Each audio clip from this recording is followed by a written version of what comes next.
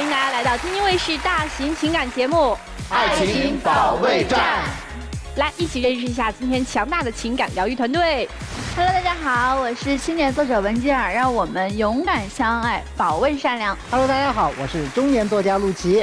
爱情是生活的科学，好好恋爱，好好生活。大家好，我是莎娜。如果做不了别人的公主，那就做自己的女王。大家好，我是雷鸣。好的婚姻呐，不光要有爱，还要有趣。大家好，我是你们的老朋友曲伟。人对自己的发现不是通过有，而是通过无。所以在爱情当中，你要不断发现自己的不足，成为更好的自己。好的，谢谢各位。接下来呢，让我们掌声欢迎今天来到节目求助的两组嘉宾登场，欢迎他们。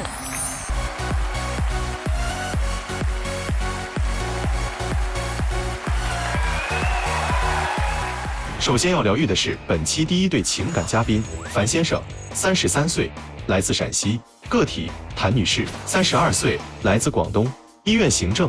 他们究竟遇到了怎样的情感困惑？你们的婚姻出现了什么问题？我为了他，一家人从广州回到他老家生活，生活全改变了。他没有一点感激，全是埋怨。他嫌弃我的老家，嫌弃我的亲人，也嫌弃我。我现在觉得他一点人情味都没有。想让对方有什么改变？对我母亲的态度能好一点。2个小孩，一碗水端平，别总想着攀比。我觉得我不属于这个家，他们都是一伙的，就我是一个外人。我希望感受到家的温暖。先问问二位结婚多长时间了？3年多了。然后我们有2个小孩，大的是个男孩，3岁多了；小的是个女孩，1岁多了。多好呀，儿女双全呐。对啊，就以前不太吵架嘛，所以才能有2个小孩。然后现在跟他回老家了，基本上天天都吵，就是大吵小吵的区别。哎，为什么是要跟着男生回到他的老家呢？是发生什么事儿了？22年底的时候，他妹妹生病了。那当时呢，因为他工作的话就是轻松一点，他是个板材经销商嘛，属于自己做点小生意。他就先回去说照顾妹妹，然后到23年快过年的时候吧，他就让我和小孩也过去。然后当时呢，我就以为是就过去过年，过完年我们还回来。那谁知道过完年之后，他也不提回来的事情，就没有回来了，一直到现在。那个时候你是没有班上的是吧？对，因为那个时候我自己一个人带小孩子呢。当时我妹妹她是妊娠期的心肌炎然后慢慢的发展成心脏衰竭，因为当时也没心源，她心脏当时衰竭8%了。当时要换心脏。那你说我作为一个哥哥，我是不是要回去？因为我们家也是一个比较特殊的，我跟我妹妹是单亲家庭，我自小就是我母亲抚养我们俩长大的，长兄为父嘛，对不对？然后我妹生病了，我不可能不管然后我就回去了。这能理解啊。你们是在广州生了2个孩子对吧？不是，是我在广州生的，我儿子生的老大。对，生老大，然后他妹妹生病期间，我是怀着老2的。那时候已经怀上了。对，已经怀上了。那么在广州有老大之前你有工作吗？有。你们在广州有房子吗？没有。租的房子结的婚？对。是的。所以你当时嫁给他算裸婚对吧？对，完全裸婚，他连彩礼都没有给。那这个给妹妹治病也有很大的经济上的压力呀，对不对呀？当时是说换心脏，最后又转到另外一个医院，人家说可以保守治疗，因为年龄比较小嘛，然后我们就保守治疗了，然后一直在那个 ICU 里面待了大概有2个多月，自我们住院到出院，前后后大概能花110多万。他出了10几万，但是他说10几万里面有6万块钱是我的。他当时说你拿来先急用一下，我到时候再给你这样子。然后现在他妹妹不是逐渐好了嘛，好了我就提起这个事情了。我说这个钱现在是不是可以给我，或者说写个欠条？那大家是一家人，我也不说写个日期了，总不能说这个钱给出去就给出去了吧？他总是让我给他写欠条。是让你写欠条，还是让妹妹？就是让妹妹写个东西。多问一句，这100多万，那90多万的医药费是怎么来？因为我们当时是嫁人了嘛，因为她是妊娠期的心肌炎，最后导致了心脏衰竭嘛。她是嫁人了，因为那边也有家人嘛，因为就是那边出的。对对对。还有一部分医保呢。最后医保报了，他医保不是报75%嘛，然后再加上一个他当时买的那个保险嘛，然后基本上是报的差不多，然后他就一直抓这个事情，让我说他有一个保障什么的。那如果报的差不多了，那为什么借的钱不能还呢？因为他有后遗症嘛，失颤嘛，特别严重，每次去医院抢救。然后我就说这个钱我们就不要了，你也不要说打什么欠条什么的。你说这个钱不要了是可以的，可你有没有想过这个钱里面是有你老婆的婚前财产的？在家里我就说了算，我就说这个，因为我们结婚，那你拿你自己的钱说了算，你不能拿人家的钱说了算。因为结婚了嘛，他的就是我的。结了婚，什么叫他的就是你的？我的也是他的呀。那你之前的呢？你有啥呀？你有啥给人家的呀？他借给你是已经看到你们2个人是夫妻，拿去给你救命的。那我以后赚的钱给他就行了。你以后赚的每一分钱不是你给他，你以后赚的每一分钱都是夫妻共同财产。但6万块钱是他的婚前个人财产。行，忙啊！好，这事儿就这样。来，接下来我们说说，你是不是跟婆婆的关系不太好？是的，其实我婆婆人挺好的，但是就是大家就是环境不一样嘛，然后还有文化程度也不一样，造成有时候沟通上有些误解。有一次就是我跟小孩在他农村老家住着嘛，那农村老家本来就玩的东西不多，下雨了我就带小孩在门口看一下，呼吸一下空气嘛，然后他看见水了，他就要踩2脚。那小孩子玩水很正常，小孩子都爱玩水。然后我婆婆看见了，她就说你怎么能让小孩子玩水呢？然后我就说那小孩子嘛，他看见水啊，他就想玩，就像猫看见鱼他想吃一样，是小孩子天性嘛。然后我婆婆就生气了，她就说你怎么能把小孩子比喻成猫呢？那猫是个畜生，它没有智慧啊。然后还说了我妈整天给她说呢，因为就是我老了，我脑子也不中用了，反正就是我说的话就是这样，你要理解。然后他就不一样，他就每次他就拿这个说事儿，因为农村嘛，你毕竟是那样。还有我那大儿子，因为他是高温惊厥史，然后我妈就担心他去外面淋雨，他发高烧怎么办？他也是为了小孩着想呀。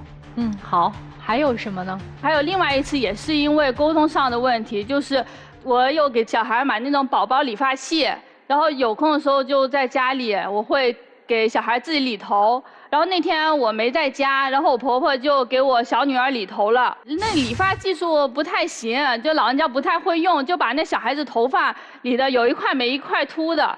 然后我回去看了很心疼，女孩子嘛，你把头发理成那样子，看着谁不心疼呀？然后我心疼了，我就说，哎呀，那小孩子那理的头怎么像狗啃的一样？然后我婆婆又生气了，她就说：“你怎么能说我是狗呢？”她就没脑子，她每一次就是打这样的比喻，因为农村人嘛，他文化水平本来就不高，他还以为你说他呢。其实它不是什么大事，就是语言上的、沟通上的一些误会，这造成不了什么大的隔阂。对，主要是他在中间，他没起啥好作用，我发现。对，我告诉他就是想他在中间做个调节，因为他能理解我们大家说的话，他还知道我不是那个意思。我婆婆这样理解，就搞得我又不尊老又不爱幼的，我成了什么人了？因为每一次都是这样，人家就是我妈给她道歉了，就是每一次都是出完事情道歉了之后，她还是那样，就是斤斤计较。我就感觉她斤斤计较，就拿这个说事儿。刚才我记得短片里面还有一个说什么男生说，希望你一碗水端平，是你2个孩子对某一个会更偏爱一些吗？这是他给我乱扣的帽子。其实我对2个小孩都是一样的，主要是老大嘛，老大从小就是我带的，就感情就肯定是比较好一点嘛，比较深一点。那我女儿的话，因为我不是2个小孩嘛，那我不可能一个人带2个，所以女儿生下来之后就我婆婆带的多一点。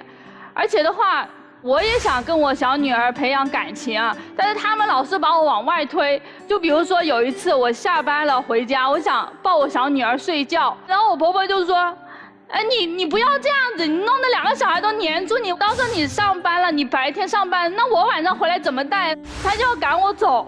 你晚上抱过来之后，小女儿一哭，把大儿子吵醒了，又让抱过去。他每次都是这样。买玩具你也是禁止老大买，老大玩完你让女儿玩。还有买衣服也是一样，就是先给老大买，然后就是老大穿不上了给小女儿，每次都是这样。我觉得他就是没有了解清楚，根本就不是这样子的，反而是什么？我给我女儿买的衣服，我婆婆拿去给她妹妹的女儿穿了，先穿完了旧的才拿给我小女儿穿，都好几次了，我在家里都偷偷哭呢。我跟她说，她也没管上。因为我妈不知道是谁买的，我们也生过病嘛，然后就是因为这种因素嘛，然后就是觉得反正就是一个是那边嘛老的，一个是病的，一个是小的，都得让着。对啊，所以就你受欺负嘛。那还有一次就是我小孩上幼儿园，刚去幼儿园都不习惯，都哭，他哭着他就不想去，然后他们2个还在旁边说我。然后就说硬要送小孩去，我说那就今天就不去，他们还不愿意。然后我当时就很崩溃，就本来哄了一早上，我就已经很崩溃，他们更加你一言我一语的在那说我，然后我就顿时就炸了，提上我的包我就走了。本来那时候我都想回广州直接丢下他们了，但是他们给我发我小孩的语音，真的喊妈妈，那我就心软了，我就好像就回来了。因为那个小孩怎么说呢？我们老大啊，他就是小姑娘性格。不能说他，你想一个北方汉子，你不能这样啊！我整天也教育他不能这样。你们家就你一个男的，如果这个男孩子的性格不像男孩子，那肯定是你的问题。是你的问题，对。其实我觉得，女生现在特别大的一个心理的一个困境是在于，你是不是觉得从广州回到她的老家去生活，落差特别的大？那落差真的很大，比如说。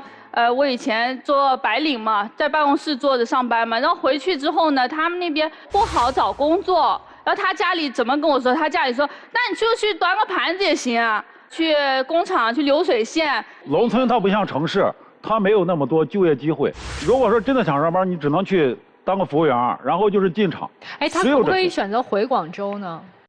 回广州，我现在觉得不现实，因为在这边我也有一些积累了，就2、3年我有一些积累。然后也上班也别扯了，你根本就不会再回去了。我强调一个事实啊，你带你妻子从广州回到咸阳的乡下，是事先没跟他商量，没说好。你把他带来之后，然后慢慢，你认为他能适应，从来没有商量过这事儿，就把这事儿当一现实，你就得留这儿了。对，那你觉得这事儿对不对？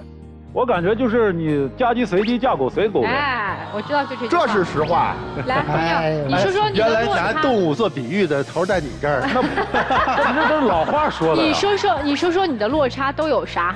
他在农村呢，停水1个星期能停7天水。那我下了班，我就是在员工宿舍，我洗个澡再回来嘛。洗个澡再回来，他就嫌我回来晚了。他说，婆婆白天带孩子还得做饭给你吃啊，那么辛苦的。但是我婆婆做饭就不是做给我吃的，那为什么呢？因为他们北方的炒菜他都爱放辣椒，我又不太吃辣椒。然后他炒菜还有一个就是炒什么菜都要放西红柿，这个我也提过很多次了。我说你不要放西红柿，我也能吃，对不对？其实不放这个也不影响的，说过很多次了，他就是没改变，他们都没改变。总之，现在你在这儿生活了2年多，其实说实话，你还是没有适应这儿的生活，对不对？没有。你想回广州吗？我想。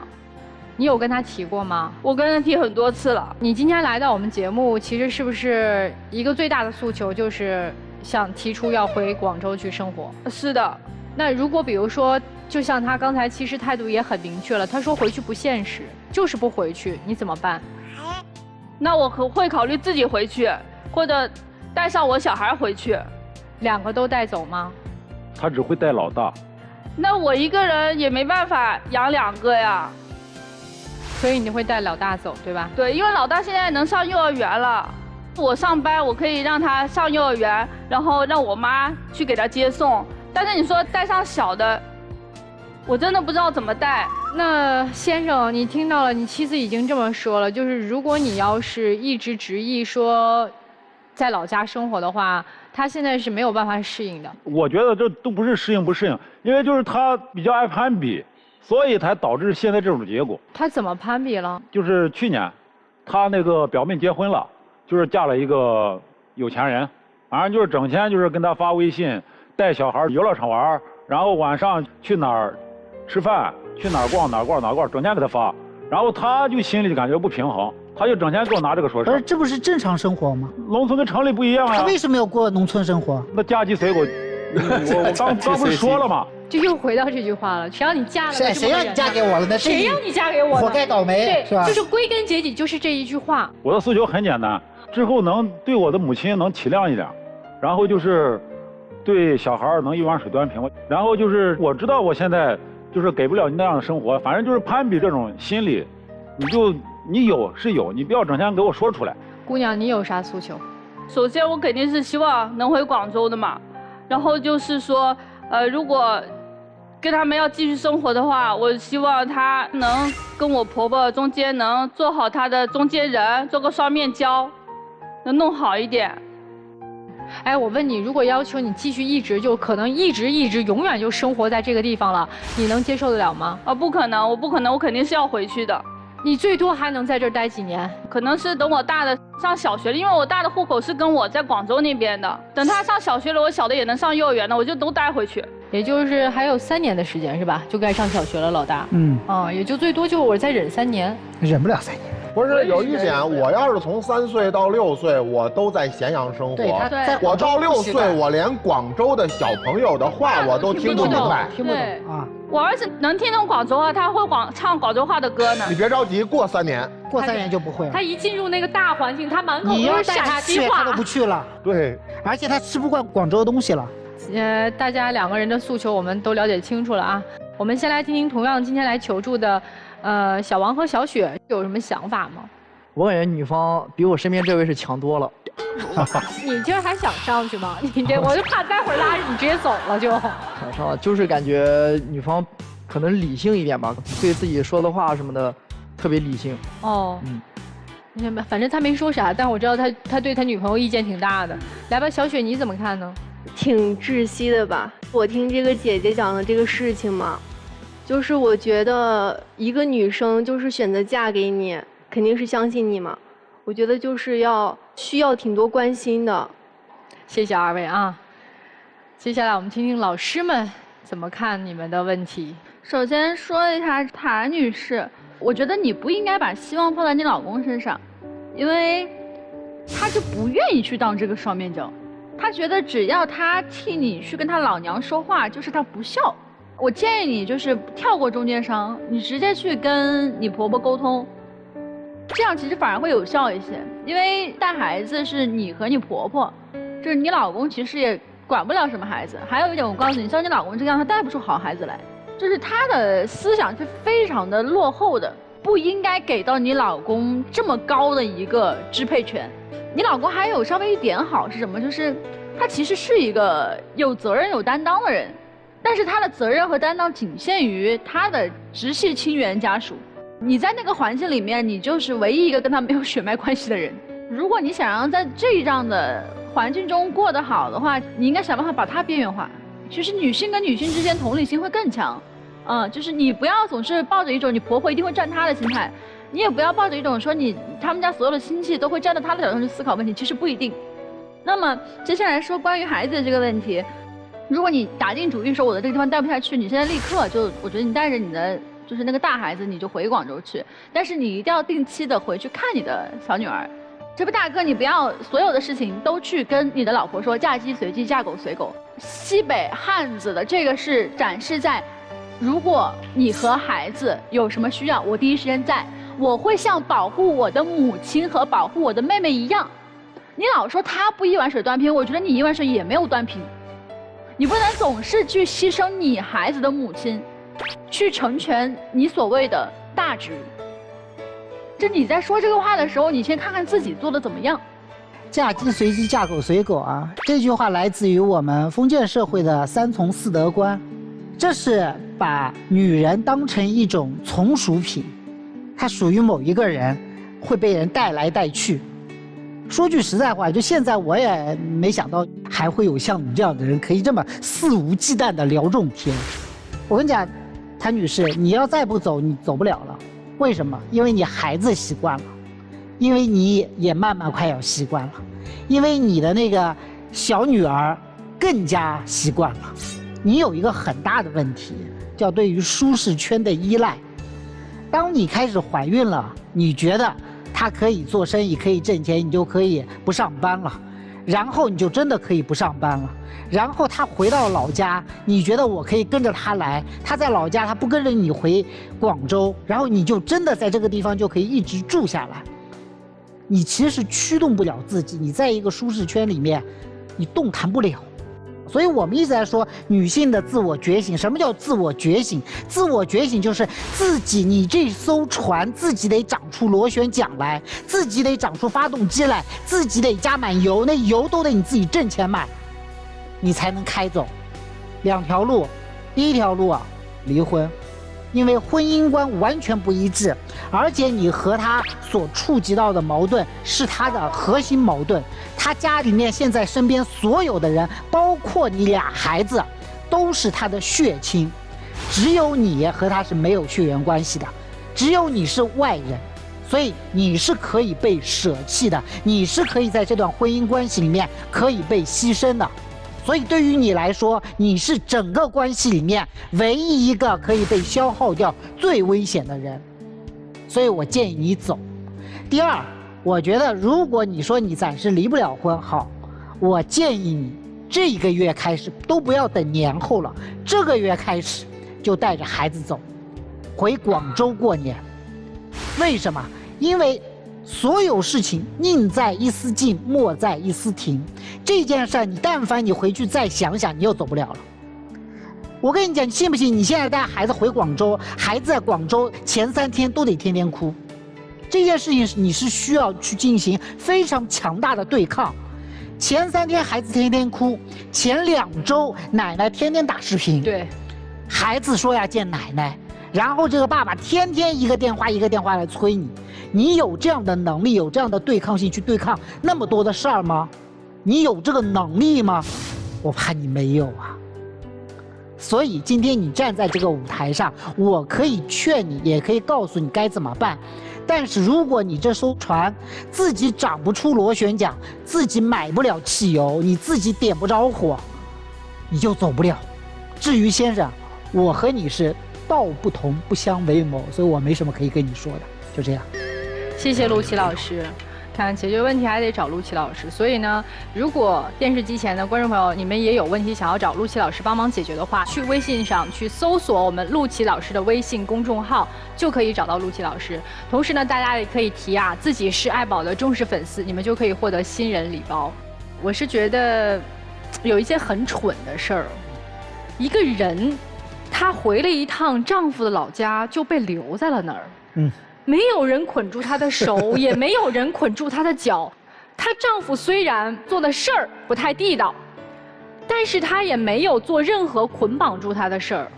那他为什么不走呢？是自己不想走。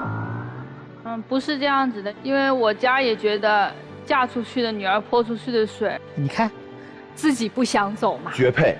自己不想走，所以才留到了今天。所以我断言，姑娘，你回不了广州。因为是你自己把自己的手和脚给砍断了，所以他的原生家庭的环境也是这样一个环境，也是一样的。所以姑娘，我有2句话想要送给你。第一句话叫做奔赴要值得，放弃要利落，就是你给我珍惜，我还你值得。我觉得这是一个女人在心中要铭记的一句话。第2句就是要你不惜代价的这个人，是因为你就是那个代价。要你顾全大局，是因为你根本不在人家的局里。但是我觉得这2句话对你而言都是废话，因为命运不掌握在他的手里，掌握在你自己的手里。所以今天你不用再做这样或者那样的挣扎了，因为你压根儿从来都没有想伸手呼救过，你就想沉溺在这汪海水当中，是你自己沉下去的。所以就踏踏实实的跟着他在咸阳生活吧，然后孩子也就在陕西上学。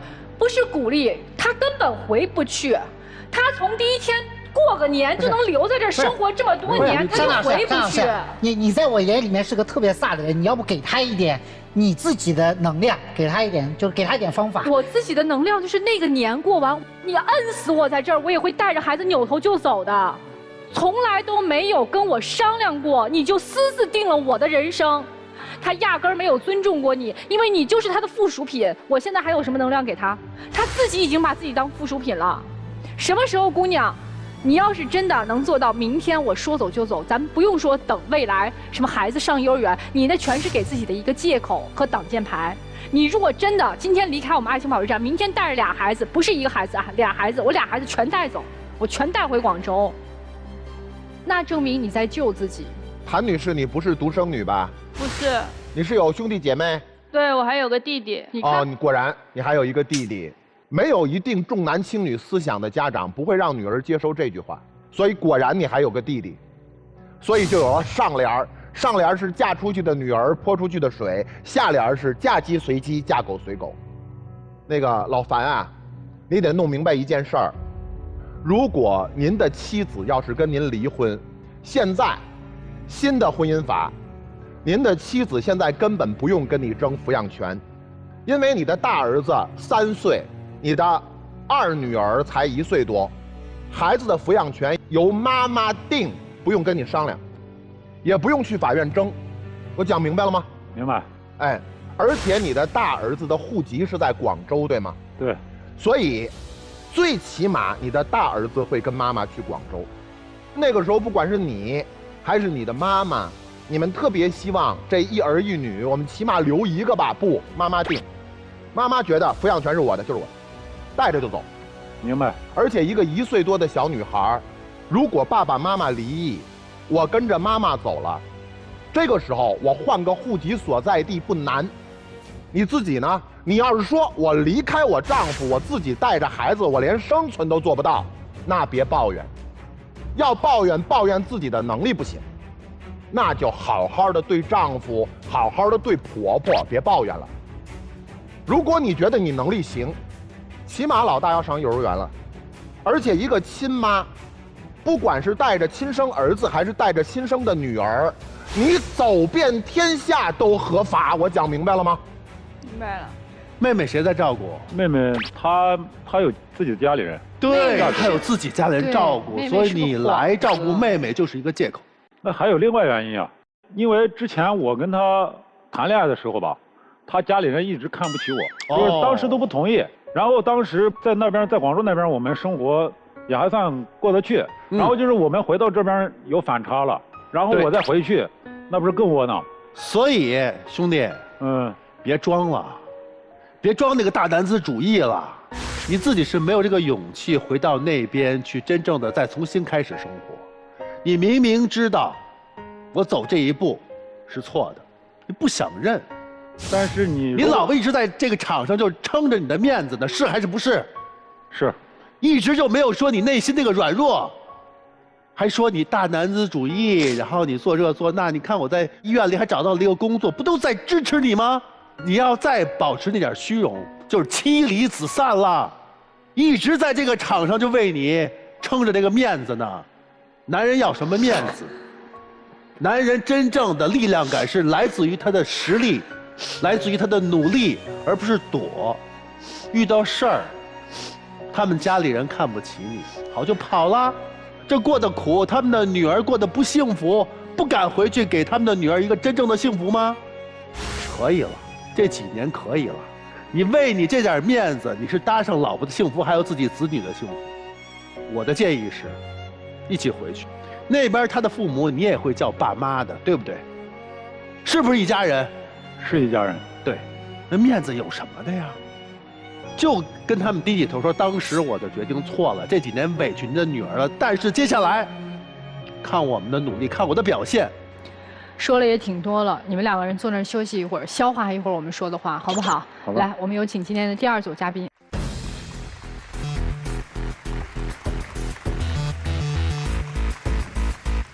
本期第2对情感嘉宾小王，21岁，来自安徽，新媒体合伙人小雪，20岁。来自安徽，学生。那么，他们又遇到了怎样的情感困惑？你觉得对方是什么样的人？他粘人，无理取闹，总想让我时刻陪着他。但我现在工作很忙，根本没时间陪他矫情。他现在对我的态度跟之前相比，简直是180度大转变，也不在意我的感受了，对我也没有什么耐心。你的恋爱标准是什么？首先要知道体谅对方，心智成熟，不要患得患失，懂事儿。最起码有话好好说，彼此相爱啊！他要把我当成他的全部。都说爱人如养花嘛，他也要好好的呵护我。你俩谈恋爱多长时间了？1年多了。谁追的谁？是我追的他。哇，厉害！追了多长时间？大概2、3个月吧。哎，那这样的男生就算难追的了吧，陆琪老师？啊，男生要追2、3个月呢，说明他身边姑娘多呗。哦，我看那个短片里面说，男生觉得女生太粘人了，是吗？是这样的，老师，这次本来也就是我要求要来这个节目的，因为他现在特别粘人，特别无理取闹，有的时候他还特别难哄，有些时候吧，他就必须得要求我24小时，天天手机、电话什么都得接，而且还是那种秒接的，有的时候我要是不接就会生气。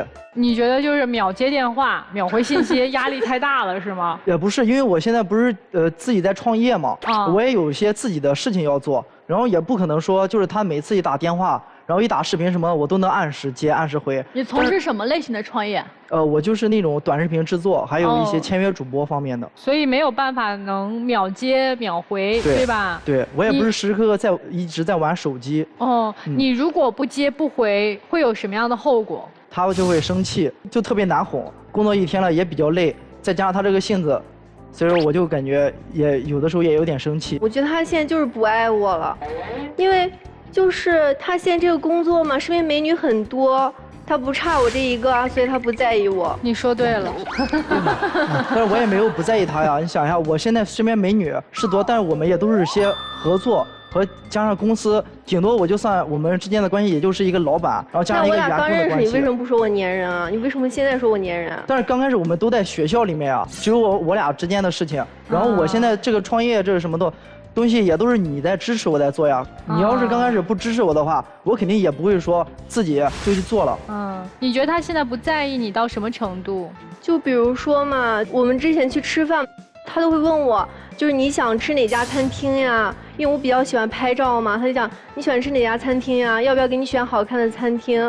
然后他现在跟我一起吃饭，就感觉他好像很忙，就是随便看到一家他想吃的饭店，就直接走进去，也不问我想不想吃。但是他就只考虑他喜欢吃的、不喜欢吃的。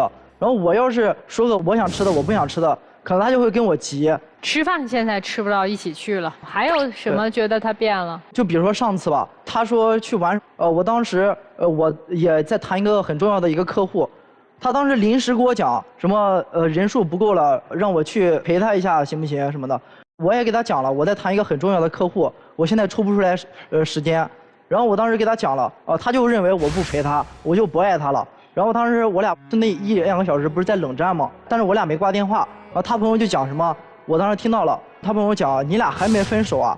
反正当时我感觉已经触碰到我的底线了，然后我就跟他朋友就吵了一架，然后我当时把电话挂了。到家之后他就给我提什么分手什么之类的。因为我朋友就看他就是那样跟我讲话嘛，肯定就是觉得就是对我没之前那么好嘛，就是也算是随口开了一句玩笑。他不是男的女的？这朋友是个异性朋友。是一男的说，不是男生啊，在点他呢。这是一男的，哎呀。他讲我这个事情，我还没讲他呢。他现在不是做这个什么经纪公司嘛，我也不是很懂。然后就是他有一个前女友嘛，之前想找他复合，就是我最近才知道，就是那个前女友已经在他公司2-3个月了，上班呢。对呀。他就是那种签约的主播，就直播带货什么之类的。我们顶多也就是一个老板和员工的之间关系，而且我也不是说我们公司唯一的老板，我们是有好几个合伙人。而且你想，我不可能说就单方面的就把他给牵进来了。然后他怎么会进入到你们公司的呢？因为他是我前女友嘛，我们之前也有微信。然后当时他就我之前发朋友圈招人，我们是有好几个就那种合伙人。然后我当时就让我合伙人就面试嘛。然后当时他一些各方面形象什么的也都挺好的，然后就让他进来了。但是我们之间也是有一些距离的。前女友是想和你复合吗？他之前是有。现在没有了。现在因为我跟我对象现在已经不可能，他现在有了一个嫉妒的对象了，所以他更要跟他复合。对啊。但是我们这个公司这个东西，它本来就是论事不论人嘛。我不信，反正我不信。我觉得他俩就是有猫腻啊，要不然为什么会不跟我讲？行，这个事儿先放这儿了。姑娘，你还有什么不满的？我觉得他现在对我没有耐心啊，就是跟之前就是180度转变嘛，也讲了。有一次我俩1周年纪念日嘛，然后我就是给他布置什么气球啊，那个氛围灯啊，然后给他做了一大桌子菜。他在那儿工作，做什么 PPT， 然后我就讲你能不能就是先吃饭，因为我就选好了那个时间嘛，9点09分，这寓意多好，我俩长长久久的。本来就是比较在意这些仪式感，他就是在那儿工作，刚开始还理我，后面我跟他讲话，他理都不理我。他也讲了，他一直规划这个时间那个时间，他都没有询问过我的时间。他也知道我现在在工作，他都没有问过我今天到底忙不忙或者什么的，他单方面的跟我约定好了。那不那天是你俩的纪念日吗？当时给他讲了，我讲等我这个工作我很快，我忙完我肯定就会吃。然后他这个饭他凉的话，他热一下可以再吃呀。你像我今天这个 PPT 我要做不好，我可能我现在有灵感有什么的，我要是工作没完成，可能我这个工作就凉了，他就找不回来了呀。然后我当时也一直在给他道歉了。我道完歉之后啊，他也不理我，也不干嘛的。当时外面还下着雨，刮着风，他怕他甩门他就走了。然后我当时我就穿个拖鞋就出去追他了。我前脚刚走，就当风一吹，门给带上了。我问他钥匙带了没，他给我讲没带。那怎么办？我俩只能冒着雨，当时去最近的一个就是开锁的那种，也得1-2公里。我俩去找了个开锁的，他当时给我们修了3次。因为那个开锁师傅，我感觉也不是特别专业。因为第2天我要去上班的时候，我们被锁在里面了。给他打电话，他来了之后又讲什么锁芯坏了，又什么各种之类坏了。然后你看这又耽误我很长时间。然后我就感觉，就因为他任性了一下，然后就耽误我们这么长。蝴蝶效应，连锁反应。他不是他任性，他摔门跑了。对啊。你追他之前你没带钥匙，这赖谁？因为我当时我听到声音，他啪关门跑了，我听到声音了，然后我当时也慌着追他，因为外面下着雨嘛。谁慌？我当时我慌。就是嘛，你没生气，你没急，你没带钥匙，这事儿赖谁？赖我，赖你。姑娘说她那个现在又越来越没耐心了，脾气还暴躁，这怎么回事啊？现在话都不听我讲完。就是有一次我跟我那个舍友嘛，就是小女生之间不是拌几句嘴就是吵起来了嘛，因为就是小事儿嘛，就讲几句就解决了。然后晚上我们就是经常煲电话粥嘛，我就是想跟她就是倾诉一下。但是他话都没听我说完，他不管3七21的，就直接把电话打到我舍友那儿。当时我们都在宿舍，他就把别人大骂了一顿。我觉得他很偏激，搞得我这以后跟我这些室友怎么相处？你看他又说我偏激，我当时那天工作1天了，我到家他给我打电话，我女朋友给我讲他在学校里面受欺负了什么的。你看我作为一个男的，我是不是有这个必要得帮他出气什么的？当时情绪也有点激动，然后就给他室友就也吵了他室友一顿。我帮他了也不对，我不帮他也不对。但是你从来没有考虑过我呀，你把别人骂了一顿，我以后怎么在宿舍跟别人相处？你有考虑过我吗？当时还有一次最严重的一次我还没讲。哦，你讲。就是我对香菜过敏嘛，我不能吃香菜，就不说我爸妈，我身边的朋友都知道。然后那次我生着病，他在工作，他就给我点了一个外卖。我们宿舍在3楼，我们去拿外卖，拿到楼上打开一看，全部都是香菜。我觉得他现在就是说粗心吧，我也不信，因为我不吃香菜这个事情，他之前都知道。他就认为我这一个小小的失误，就对他造成了特别大的伤害。每次只要一吵架，他都会拿这个事情说事，而且还把这个就给他放了个香菜当成非常大的事情就来讲。然后把我们每次吵架，他都会把这个事情当成所有事情的导火索。就你这事，沙娜老师一点都理解不了。都没人给咱送外卖，是不是？不是自己点呗。你看，待遇有区别。所以你俩能处下去吗？还？我觉得，就如果他再是这样对我没耐心，那就让给前女友吧。那不行，这招太绝了，露西老师。一语之杀。那也就是说，他现在这样继续对你，你能忍来着，对吧？我也没讲，就是让他必须得忍我什么的。我就想，我现在毕竟也在忙工作嘛，就是让他能对我一点理解。帮你说话呢，你还听不懂啊？啊，姑娘，来，1要么忍，2要么让给前女友，你选一个。那我肯定就只能忍一下吧。反正今天2个人来要解决的这个矛盾，就是女生抱怨男生觉得不太关心自己了，对吧？就跟之前不一样嘛。你希望他怎么改？我就觉得他像之前一样呀，就是我也不就是那么严格的要求啊，什么24小时必须接电话什么的，因为他这个职业嘛，我本来就有点不放心。再加上又是什么前女友的这些乱事儿，我就是不放心嘛。所以我肯定会就是给他偶尔打视频什么的。我就想跟之前就不要相差那么大吧，就我一下我适应不过来。哦，就是反差不要这么大，对，我有点接受不了。男生今天你来，你要解决啥问题？我就是想让他后面在我工作上面能对我多一些理解包容，然后这个脾气就稍微能改就改一下，就多体谅一下我。他俩这诉求正好是相对着的。对，他还要求更自由啊，对，是吧？他要的是回到从前。对，所以就是这是拧巴着的。那现在1年了，你说说这情感到底是出啥问题了呢？我们先来问问过来人，来樊先生和谭女士，你们怎么看这对小情侣的感情啊？我感觉他一个在上学嘛，一个在工作嘛，他们这种处境也不一样了。工作他就是有压力的。我觉得年轻女孩子她都是希望人家宠着她的，心思细腻，小心思很多，这都很正常。所以你觉得他俩还能处下去吗？就是看彼此的感情吧，就是感情深的话，就互相磨合一段时间再看吧。好，来吧，我们听听各位老师的建议。小雪，我跟你讲一句话，就是你从现在开始，你树立一个老板娘心态，就你不要觉得说你现在还在学校上课，然后他创业了，你们俩之间你担心你们俩有距离差，不要这样子。你越是有这种老板娘的心态，你这个位置就永远坐得稳。有一点距离感，有一点空间感。你要在现在这种心态闹下去，我跟你讲，你人也没有，你俩前途也没有，未来也没有。你也要去引导他。我觉得你俩其实还是挺喜欢对方，挺爱对方的。马上过年有年会，带你女朋友去，就介绍他说，这是我女朋友，未来的老板娘啊，我们合伙人夫人，给他这个身份。我跟你讲，他一旦觉得自己是老板娘之后，他一旦觉得你们都帮我赚钱之后，心态就不一样了。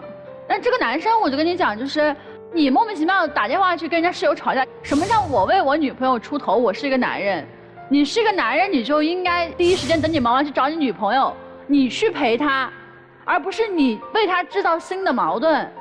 他很单纯，我觉得你应该保护他的单纯。你如果真的是觉得说你没有办法跟你的前女友剥离干净的话，你2个里面选一个。我绝对不相信说什么这个你们家这家公司非你前女友不可了。我跟你说，就是你要去给你女朋友安全感，这个就看你自己怎么做。你给不到这个安全感，你别耽误人家女孩子。为什么我一开始上来我就知道，他身边是一堆姑娘，因为你们这个状态就能看出来，这属于在人际关系里面价值很高的人，然后你就被他那个所谓的价值给控住了，所以你才会所谓的不安全感。其实像你这样的姑娘有什么不安全感？你的所有的不安全感就是因为你身边的竞争太多，竞争太多我就有不安全感了，因为你害怕被竞争掉嘛。姑娘，你确实有点闲，是不是也稍微略微也得考虑一下自己人生了？你男朋友吧，你看他事业上面他至少还有追求事业的心，21岁公司开起来了，事儿也干起来了，身边的资源也往公司里面堆了。但是你呢，你除了会谈恋爱，你还干了点啥呢？你现在的心思是不是要让自己的社会价值也往上走一走？你将来是考研呢，还是怎么样呢？我说句实在话，你现在20岁，你现在是不是考虑未来再升一个学历，或者出去见见世面？你真的要说我要出去见见世面，你信不信这个男的又得求着你了，又得跑来跟你说你千万别走啊，你走了我可怎么办啊？你看这叫什么？这叫社会价值。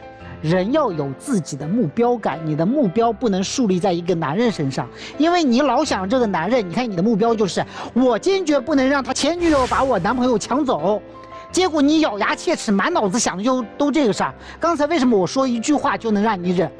原因就在这个点上，这就是你的浅薄之处了。所以你要树立一个更高的目标，把这个目标树立起来之后，你会发现这个男人他也得高看你一眼，而且不管这段恋爱谈的怎么样，但至少你会有一个方向可以走，将来就算你伤心也不会伤心的太多。至于男生，我觉得你身上没有什么太大的问题我觉得你还是那个界限的问题。你以为你把那个前女友界限搞得很明白，其实不是的。我从商业角度跟你讲，你犯了一个很大的忌讳，就是你把一个和你有情感纠葛的人放在了你的创业公司里面。这才是最大的问题。如果你的前女友出了问题，让你的合伙人该怎么办呢？让其他的那些女主播该怎么办呢？今天如果分配有一个不公，比如她迟到了但没扣她钱，其他的女主播会不会说，你看，因为她前男朋友在这个公司当老板嘛？那个时候怎么管理公司呢？你考虑的该是这个问题。谢谢陆琪老师。大家如果同样想找陆琪老师来解决问题的话，大家现在就可以打开手机去微信搜索陆琪老师的微信公众号，记着呢，你可以提你是我们爱情保卫战的粉丝，那你就会获得一份新人大礼包啊！我是觉得恋爱这事儿其实有一个特别标准的一个规律是什么？你越在意，你在恋爱当中就会患得患失。就是当你把你所有的心思全部都放在恋爱这件事上，我告诉你姑娘，就算这男人再爱你都受不了你，因为你所有的集中的这些注意力全部放在了这个男生身上。为什么现在你会觉得落差感很大，觉得这男生变了？因为这男生每天事儿太多了，你除了跟他谈恋爱，学校那些事儿好像在你眼里根本都入不了你的眼，无非就是一些宿舍姐妹闺蜜呀之类的这种的小打小闹。然后就是这样的小打小闹，还要跟这个男生去抱怨，你想想，你的世界里不就只剩他了吗？所以谈恋爱的这个天平想要平衡，就是我只把恋爱当做我人生当中的一件小事儿，我有很多的时间要去做其他的事情。这个男生的排序人家就很好啊，在他这儿现在创业是第一位的，你们的纪念日是第2位的，那你也想要跟他在同一起跑线的时候，你也要找到一个能够代替得了你们的纪念日的事情放到第1位啊。那个时候你看他理不理你啊？现在就是你们2个人的排序不对等，所以造成了彼此之间的落差感。很简单，你如果还想跟他继续维持这段恋爱的话，找点事儿去干吧。你们2位其实特别明白，男朋友呢背着女朋友雇佣了一个前女友，对吧？对。女朋友呢背着男朋友有一男闺蜜，还跟人说了所有恋爱中的不如意。要不是在电话背景里那个男闺蜜有意或者无意的发言，男朋友都不知道。所以我觉得2位其实都明白，那么就是没做出选择嘛。你今天来到这儿，你的男闺蜜知道吗？只跟他讲了我来这儿，但是没讲一些细节什么的。能断了吗？可以慢慢断吧。可以慢慢断。那他的前女友能不能慢慢断？等个10天半个月、1年半载？不能。我跟你说啊，你要跟前女友断，其实你可以占好多便宜。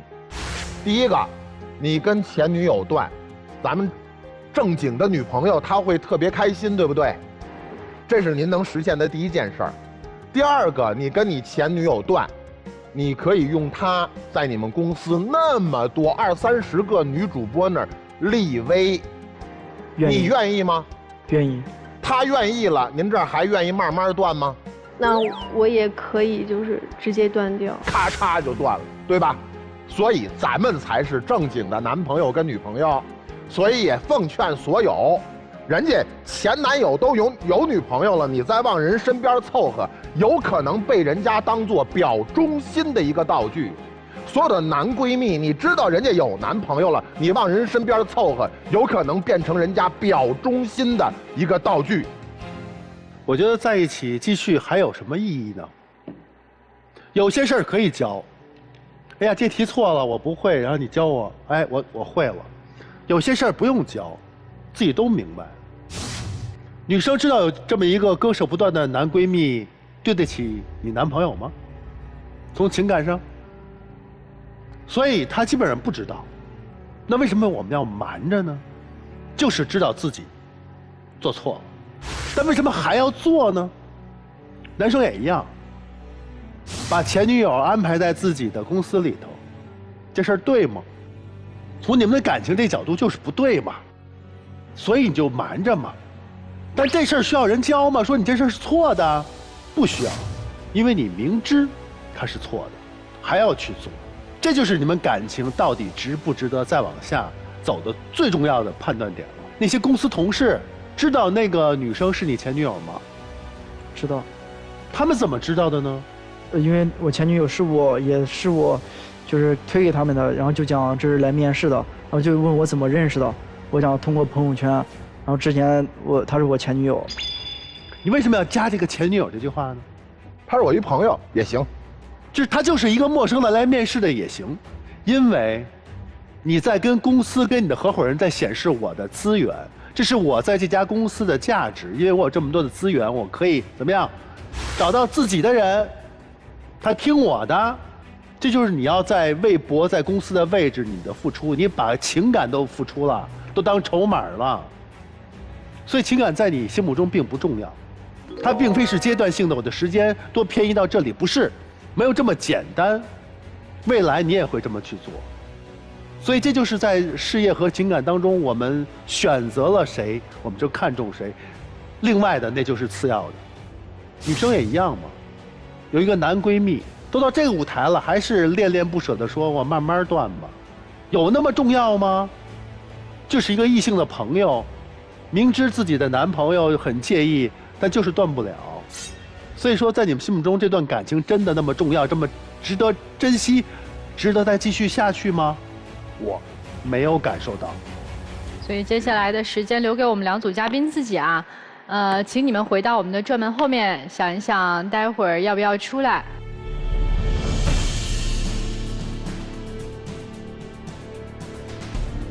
那么我们在揭晓第一组嘉宾的结果之前呢，要提醒一下电视机前的观众朋友们，你也可以登录优酷视频、腾讯视频收看节目的完整内容。好，那我们接下来一起来期待一下我们第一组嘉宾樊先生和谭女士的结果。来，3、2、1，请开门。哎，来了，来了。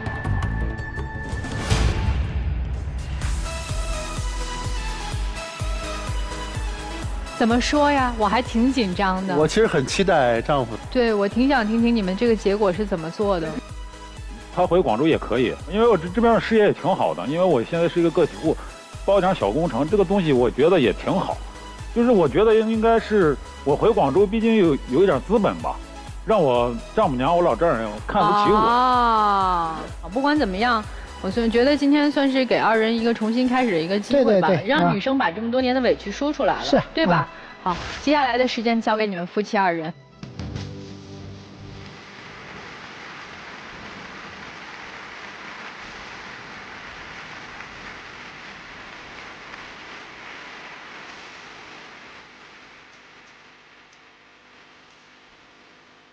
不管怎么样，生活是自己选的，婚姻也是自己选的。希望你们日后一切都好。谢谢你们来到我们的节目，祝你们幸福。好，再见，这边请。再见。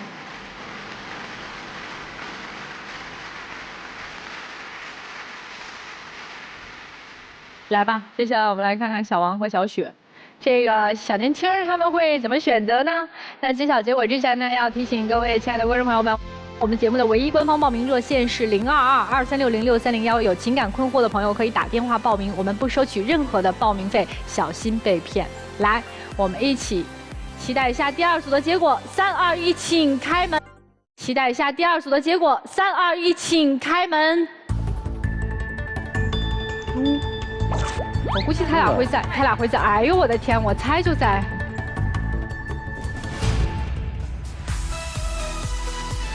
在恋爱大过天的年纪里，你俩想说点啥不？我决定以后在关注工作的同时，更关心你，并且在处理人际关系方面给你更大的安全感。我确实最近也是有点任性，我愿意为了你改变。人际关系方面，我也会处理干净。好了，来抱抱对方吧。